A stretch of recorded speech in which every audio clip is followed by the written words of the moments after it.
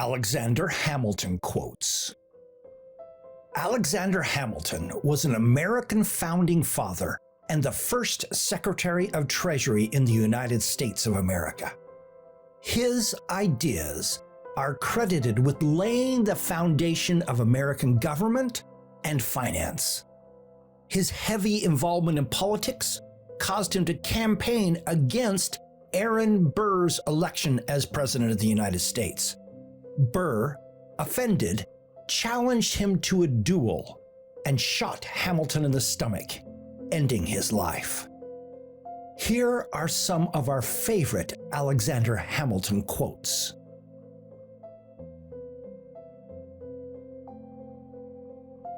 One, I never expect a perfect work from an imperfect man. 2, a well-adjusted person is one who makes the same mistake twice without getting nervous. 3, men give me credit for some genius. All the genius I have is this. When I have a subject in mind, I study it profoundly. Day and night it is before me. My mind becomes pervaded with it. The effort which I have made is what people are pleased to call the fruit of genius. It is the fruit of labor and thought. 4, men often oppose a thing merely because they had no agency in planning it, or because it may have been planned by those whom they dislike. 5, nobody expects to trust his body overmuch after the age of 50. 6, why has government been instituted at all? Because the passions of man will not conform to the dictates of reason and justice without constraint. 7, we must make the best of those ills which cannot be avoided. 8, those who stand for nothing fall for everything. 9, give all power to the many, they will oppress the few. Give all power to the few, they will oppress the many. 10, I have learned to hold popular opinion of no value.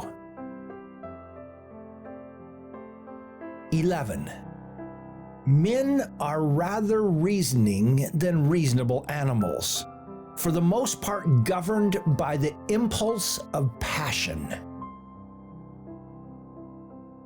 12, a tolerable expertness in military movements is a business that requires time and practice. It is not a day or even a week that will suffice for the attainment of it. 13, real liberty is neither found in despotism or the extremes of democracy, but in moderate governments. 14, I consider civil liberty, in a genuine, unadulterated sense, as the greatest of terrestrial blessings. I am convinced that the whole human race is entitled to it, and that it can be wrested from no part of them without the blackest and most aggravated guilt. 15, when the sword is once drawn, the passions of men observe no bounds of moderation. 16, government implies the power of making laws.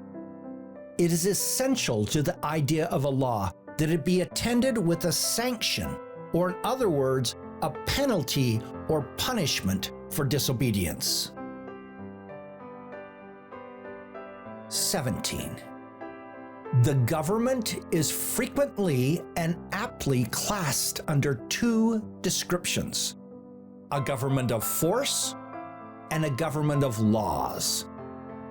The first is the definition of despotism, the last of liberty. 18. Vigor of government is essential to the security of liberty. 19. Security from external danger is the most powerful director of national conduct. Even the ardent love of liberty will, after a time, give way to its dictates. 20. A powerful, victorious ally is yet another name for master. 21. A strong body makes the mind strong. 22. In the general course of human nature, a power over a man's subsistence amounts to a power over his will. 23. To all general purposes, we have uniformly been one people, each individual citizen everywhere enjoying the same national rights, privileges, and protection. 24. The rights of neutrality will only be respected when they are defended by an adequate power. A nation, despicable by its weakness, forfeits even the privilege of being neutral. 25. In framing a government which is to be administered by men over men, the great difficulty lies in this: you must first enable the government to control the governed, and in the next place, oblige it to control itself. 26. Here, sir, the people govern. Here, they act by their immediate representatives. 27. The militia is a voluntary force not associated or under control of the states except when called out. A permanent or long-standing force would be entirely different in makeup and call. 28. All communities divide themselves into the few and the many. The first are the rich and well-born, the other, the mass of the people. 29. A national debt, if it is not excessive, will be to us a national blessing. 30. Experience is the oracle of truth, and where its responses are unequivocal, they ought to be conclusive and sacred. 31. The nature of war is to increase the executive at the expense of the legislative authority. 32. The honor of a nation is its life. 33. Hard words are very rarely useful. Real firmness is good for everything. Strut is good for nothing. 34. There are seasons in every country when noise and impudence pass current for worth, and in popular commotions especially, the clamors of interested and factious men are often mistaken for patriotism. 35. Let us recollect that peace or war will not always be left to our option.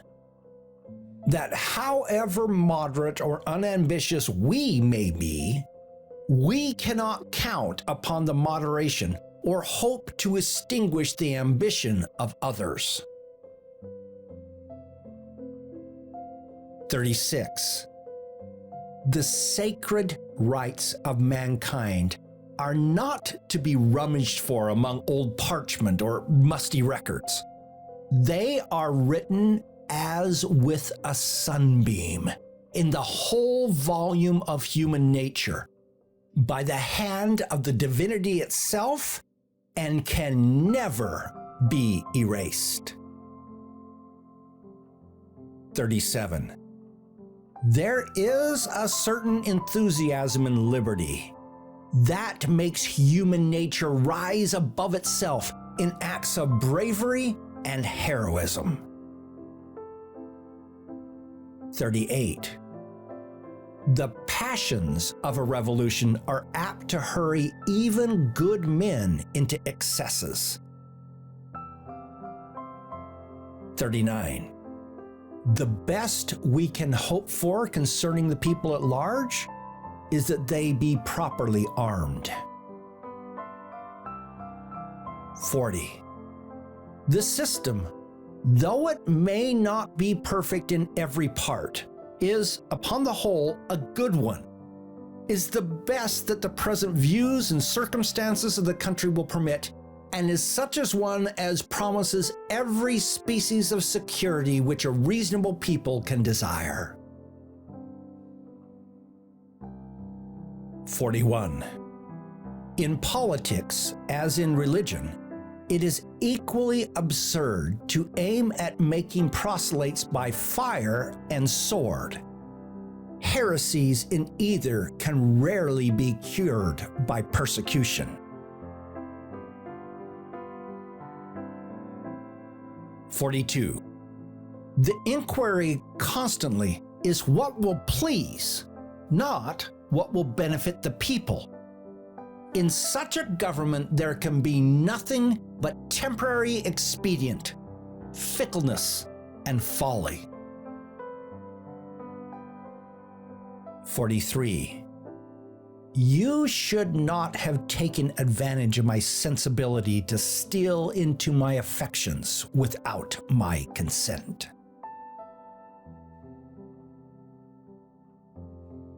44.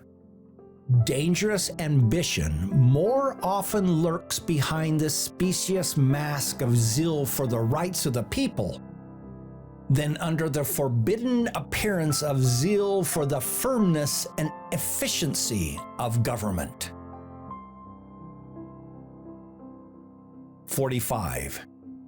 If we must have an enemy at the head of government, let it be one whom we can oppose, and for whom we are not responsible.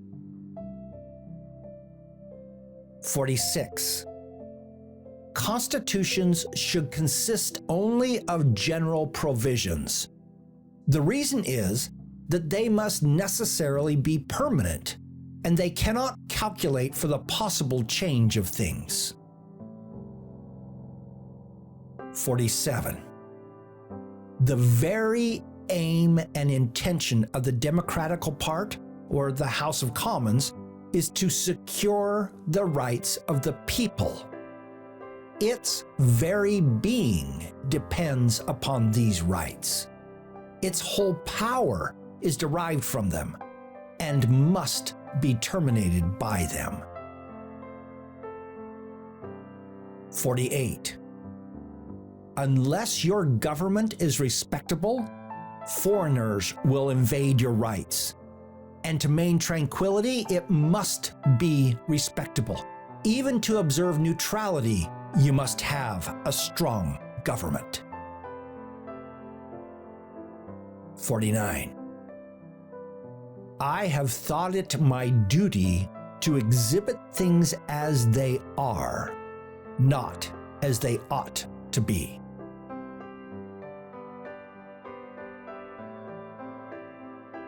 Thank you, Alexander Hamilton, for all you did to create the concepts and foundations of democracy, and for this great advice.